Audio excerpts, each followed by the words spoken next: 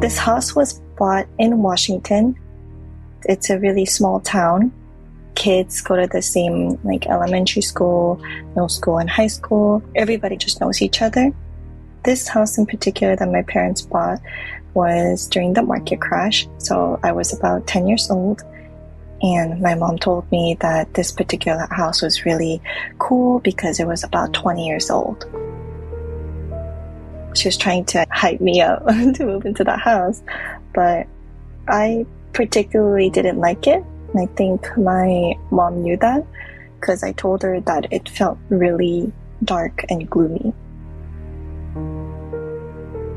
But we didn't really have a choice, so we ended up buying the house and moving in. And during the final tour of the house, right before we moved in, I remember running into the backyard and looking around, and we have a huge backyard. Right between my neighbor's house and my house, I saw this half a circle and like a wall, stacked rocks, forming like a wall and a half of a circle. And when I walked towards it, I saw a little gravestone just at the center.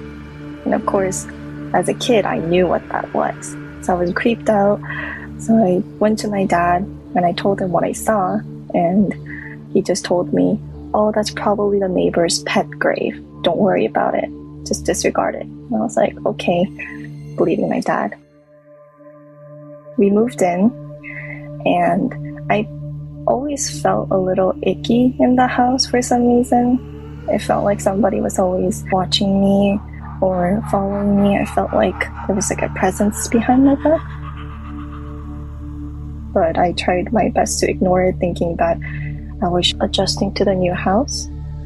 During the first night when I slept in my room, like a first floor and the second floor, and then the first floor is like the living room, kitchen, dining room, like the study room, and then on the second floor is where we all have our private bedrooms.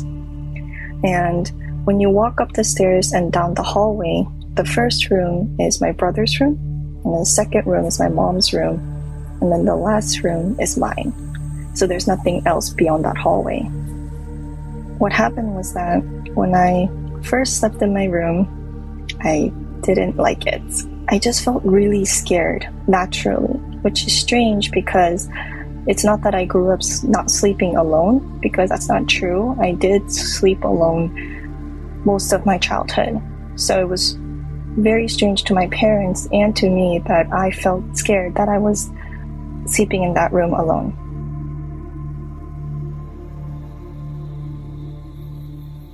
During the first night, I woke up in the middle of the night. I had my lamp light on. I looked at my clock, and I remember it being about 4 a.m. or 3, not really sure. It was pitch dark, and my door was wide open. All I saw was just this pitch dark hallway. And not even a second thought, I just hear a footstep coming up the stairs very slowly. Mind you that my house is made out of wood, so you can hear a lot of people just walking around in general. But what's strange was that I should have been able to hear this person walking from the living room to the stairs and up the stairs, but it's as if this thing just appeared at the staircase and then started just walking up.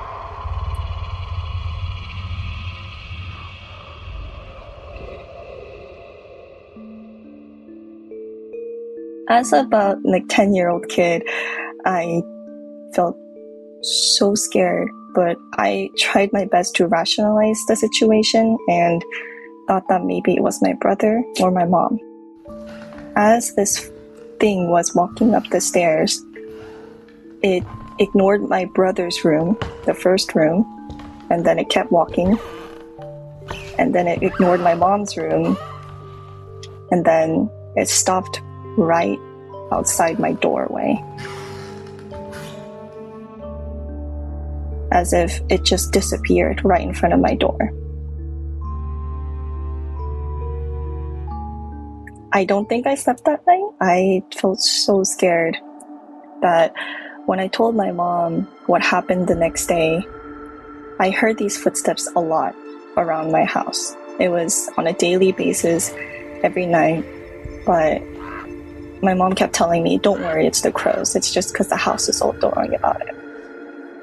I tried to ignore it, but then I remember in this dream, I woke up in my room. Everything was perfectly as if I left it untouched, so nothing was skewed.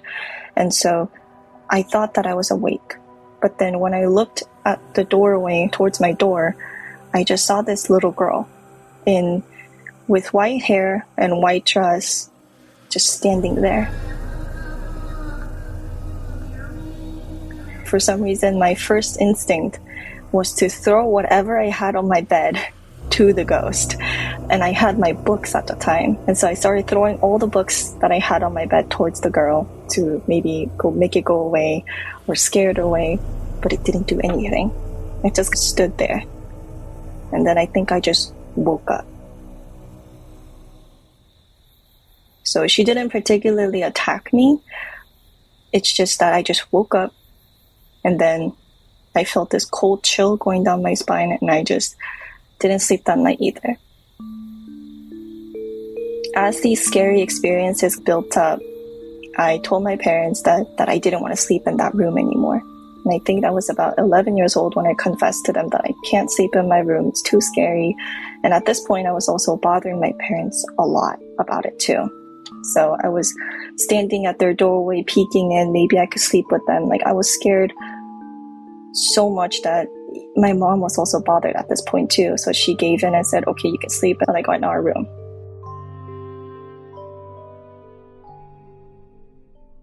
At the age of 11, I pretty much moved into my parents' bedroom and slept there every night until I was 13.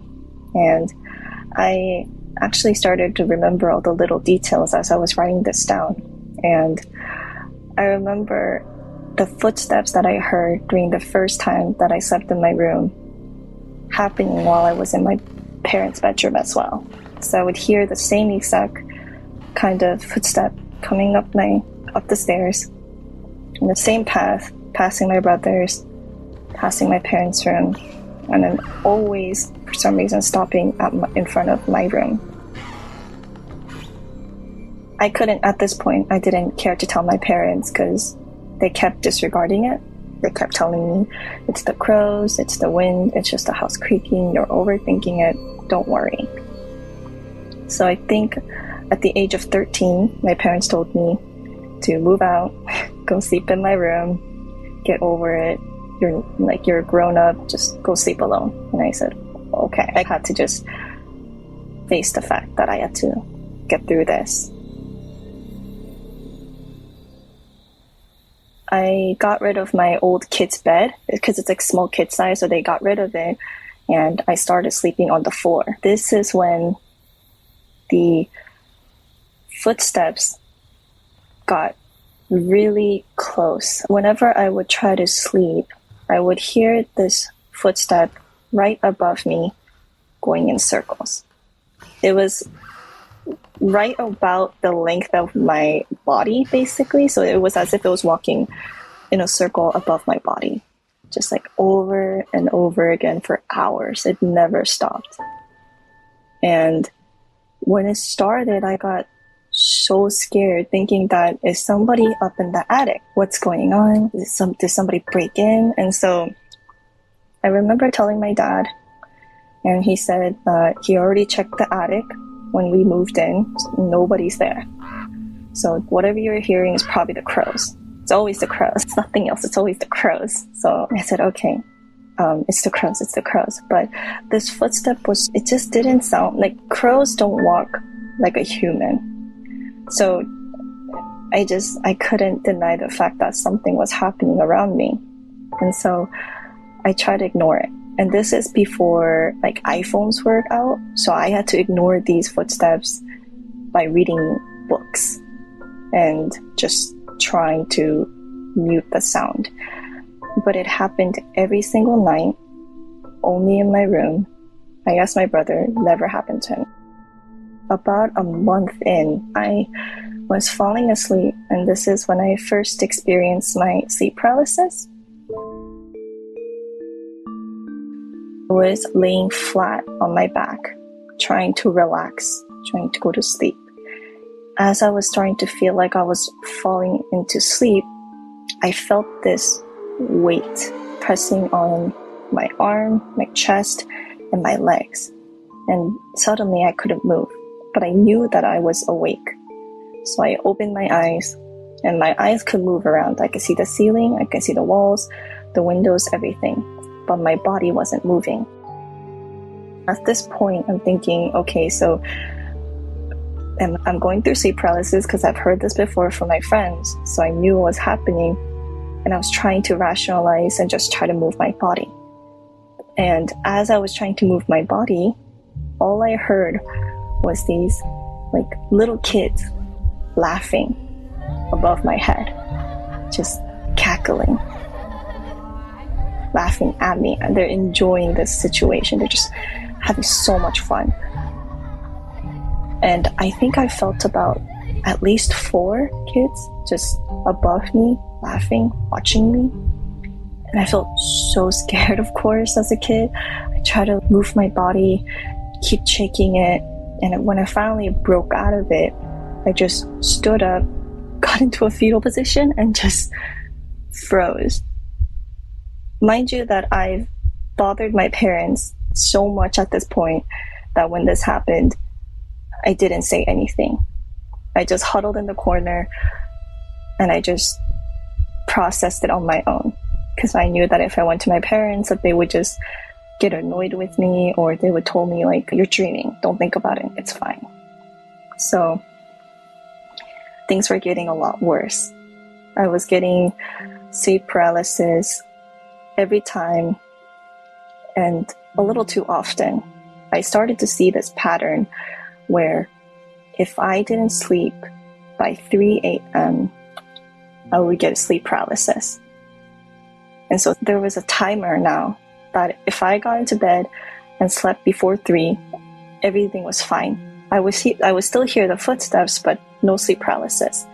But then if I didn't sleep by 3, as if I made a contract with somebody, I would just get sleep paralysis. And sometimes I would hear things, and sometimes I would get it 3 times in a row. So I would get sleep paralysis, move around, break out of it, try to change my position, and then get sleep paralysis again. And this happened so much that I've just adjusted to how I slept. I just expected sleep paralysis to happen. I expected the footsteps to happen, and I just had to adjust to my surroundings. I think I lived like this for about the next 5 years with this like ghost or being or something. And it was really strange because within the next years that I lived with this thing, I would also hear it only at night, moving around the house. So, for example, I would be in the living room, and right above my living room is actually my bedroom.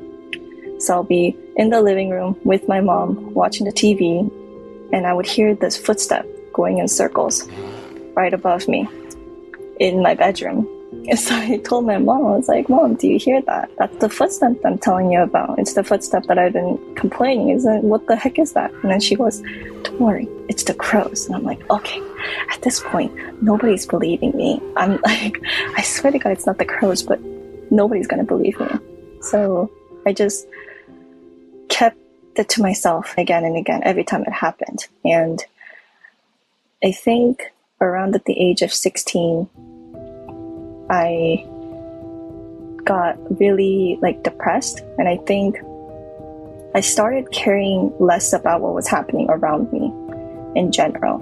So then I became less fearful of whatever was around me and this thing that was around me. So I guess it got irritated, because suddenly, as I'm lying in my room at midnight, just on my phone at this point, listening to music, I hear the same footsteps that I've been hearing above me, suddenly right next to me.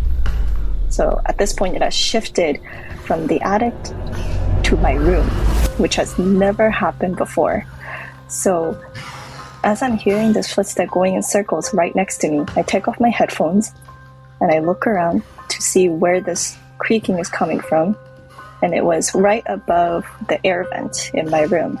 So then I rationalize, of course, immediately thinking, oh, it must be like a rat or a raccoon who got into the air vent. I'm not sure, but I just wanted to rationalize the situation. So I went to the air vent and I started hitting it, screaming into it.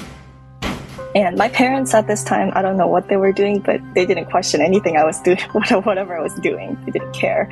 But I was hitting the air vent, screaming into it, and nothing stopped. It just ignored it. It just kept going in circles. Not even a single pause. It just kept going. I just thought, okay, so it can't be an animal, because if it's an animal, it had to take a pause, but just kept going. So I stepped back, got into my bed, and it just kept going in circles over and over again. And I think at this point, there was such a buildup in my life that I got so tired of this thing that's been bothering me that I took the pillow that was right behind me and I threw at it and I screamed, "Go away, leave me alone, I'm tired, just leave me alone." As if it just heard me, it stopped.